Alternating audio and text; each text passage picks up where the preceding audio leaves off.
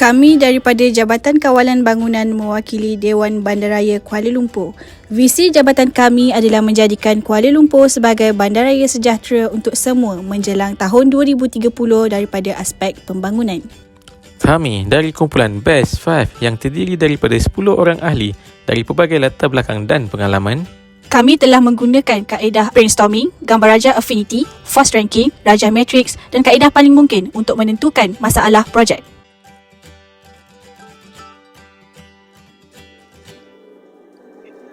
Kuala Lumpur, sebuah bandar yang pesat membangun dan merupakan kota negara Malaysia yang maju.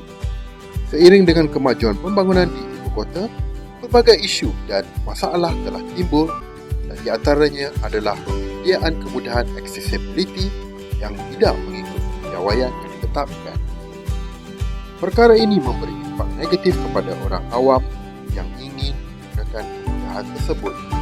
Antaranya, kesukaran golongan orang kurang upaya atau OKU yang ingin menggunakan ramp bagi mengakses bangunan-bangunan sekitar Kuala Lumpur. Perkara yang sama juga berlaku kepada golongan ibu yang menggunakan stroller, wanita yang mengandung bagi akses bangunan. Menjadi satu kesukaran juga bagi warga emas untuk akses ke bangunan sekiranya ramp yang disediakan tidak mematuhi piawaian. Bilangan alatan audit secara kaedah konvensional adalah sebanyak 4 alat iaitu angle ruler, penimbang air, pembaris dan mounting board. 4 alatan berasingan perlu dibawa dan digunakan ke mana-mana sepanjang audit accessibility dijalankan di tapak. Seramai 4 orang juru audit dengan menggunakan pelbagai peralatan berasingan untuk setiap parameter yang diukur. Pelbagai peralatan iaitu sebanyak 4 unit adalah sebanyak RM77.96. Tempoh masa 240 minit diperlukan untuk menilai dan mengukur setiap parameter audit kemudahan accessibility di setiap bangunan termasuk kemudahan awam dan ruang fasiliti guna sama terutamanya di residensi. Dari aspek kepuasan pelanggan, masalah accessibility ini mengurangkan tahap kepercayaan pelanggan terhadap penyampaian perkhidmatan di BKL, menimbulkan tekanan kepada prestasi penyampaian perkhidmatan kaki tangan dan sekaligus memberi kesan negatif kepada imej di BKL. Masalah yang dihadapi oleh kumpulan auditor di Jabatan Kawalan Bangunan adalah hidangan peralatan konvensional yang banyak perlu dibawa ketika menjalankan kerja audit. Dewan Bandaraya Kuala Lumpur, khususnya Jabatan Kawalan Bangunan, berperanan untuk menguasakan penyediaan kemudahan accessibility ke atas bangunan bagi keperluan orang-orang upaya selaras dengan kehendak dikebentuk sejagat. Best 5 telah menggunakan kaedah seperti gambar raja sebab akibat dan verifikasi pemilihan punca masalah untuk mendapatkan 5 punca masalah paling mungkin. Berdasarkan dari penyataan masalah, kami telah menggunakan kaedah pro dan kontra dan darjah pokok untuk menilai cadangan penyelesaian. Seterusnya, Best 5 menggunakan kaedah darjah pokok untuk menyenaraikan alternatif cadangan. Cadangan paling praktikal adalah senarai pendek menggunakan kaedah pro dan kontra. Melalui kaedah design thinking yang mengandungi emphasize, define, idea, prototype and test, Best 5 telah berjaya menggariskan kriteria penciptaan alat inovasi. Empathize. Best 5 telah melakukan pemerhatian kaji selidik melalui Google Survey terhadap seramai 60 orang responden yang terdiri daripada masyarakat setempat, golongan OKU dan pihak pemaju serta kontraktor. Define.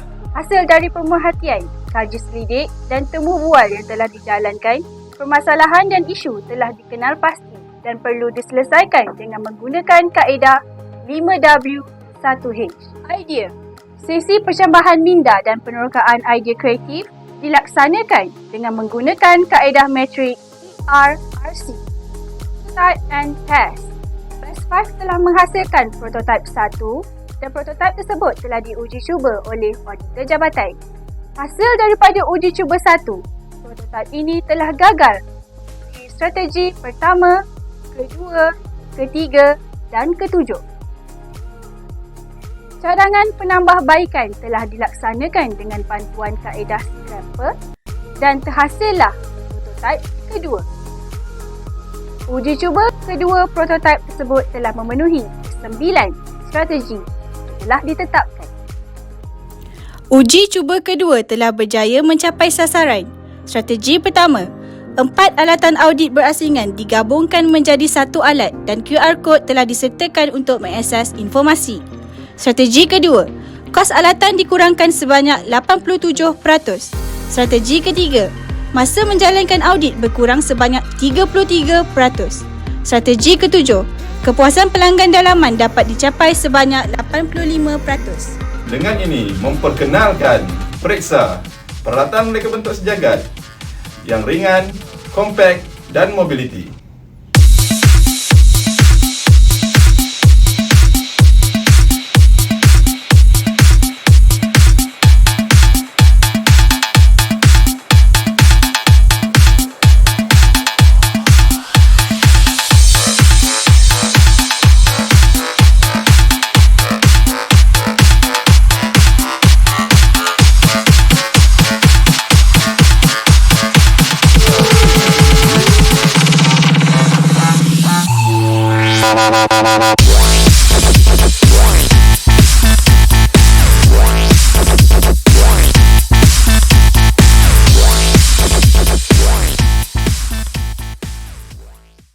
Prexa didapati berjaya dan sangat praktikal untuk digunakan semasa sesi audit accessibility dijalankan. 95% responden telah berpuas hati terhadap reka bentuk yang telah diubah suai. Prexa terdiri dari bahan telap air dan gabungan peralatan penimbang air serta mempunyai pembaris skala. Berikut merupakan tata cara penghasilan produk Prexa. Mulakan dengan memotong garisan putus-putus sehingga selesai. Setelah memotong, buangkan keratan kertas yang tidak digunakan. Kemudian, mulakan lipatan mengikut langkah-langkah seperti yang dapat dilihat sehingga terhasil produk Prexa. Langkah yang terakhir, masukkan buih penimbang air di sisi produk Prexa yang telah dilipat. Maka, siaplah penghasilan Prexa. Tata cara penggunaan produk Prexa. Prexa diletakkan di atas tanjakan berlawanan dengan sudut rem. Pematuhan rem tersebut ditentukan oleh indikator buih penimbang air. Prexa memenuhi keperluan IR 4.0 dengan penggunaan QR Code sebagai penyelesaian kepada masalah ketidakcekapan operasi juru audit. Memo penggunaan Prexa oleh pengarah jabatan telah dikeluarkan sebagai kaedah pemantauan yang sistematik. Kadar penyelesaian aduan meningkat dengan aplikasi QR Code yang memudahkan pengguna. Prexa telah mendapat sokongan organisasi sebagai alat bantu audit accessibility dan telah mengarahkan Best 5 untuk melaksanakan program hebahan Prexa. Bagi jenis dan kuantum pencapaian dan penciptaan nilai, Best 5 telah mengaplikasikan teknik metrik ERRC yang mengandungi 8 strategi iaitu alatan, kos, tenaga manusia, masa, aduan, kepuasan pelanggan luaran, kepuasan pelanggan dalaman dan penciptaan alat. Bagi strategi pertama, eliminate peralatan. Keadaan semasa mempunyai 4 alat berasingan dan Best 5 berjaya mencapai sasaran tiada alat berasingan untuk ketapak. Strategi kedua, reduce cost.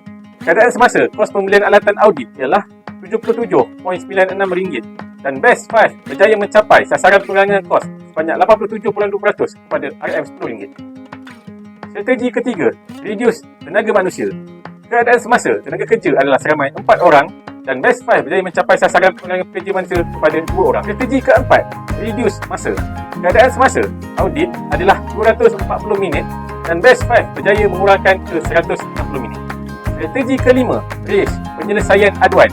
Best 5 berjaya mengurangkan penyelesaian aduan sebanyak 50%. Strategi keenam, raise kepuasan pelanggan luaran.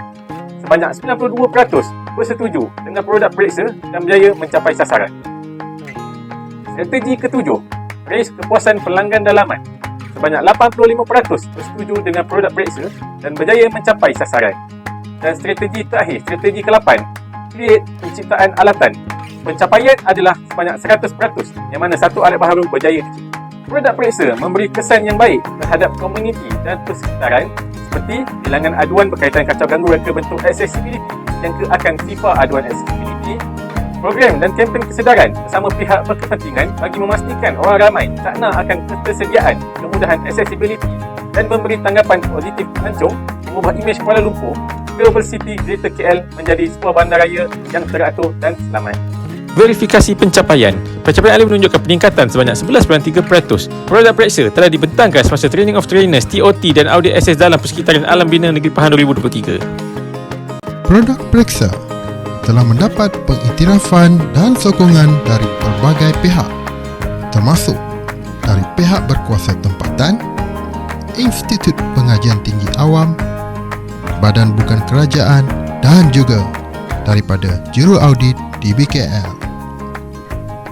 Produk periksa juga telah menjadi johan dalam Konvensyen KIK peringkat DBKL tahun 2023. Produk periksa juga telah didaftarkan dengan Perbadanan Harta Intelek Malaysia MyIPO sebagai harta intelek milik Kerajaan Malaysia.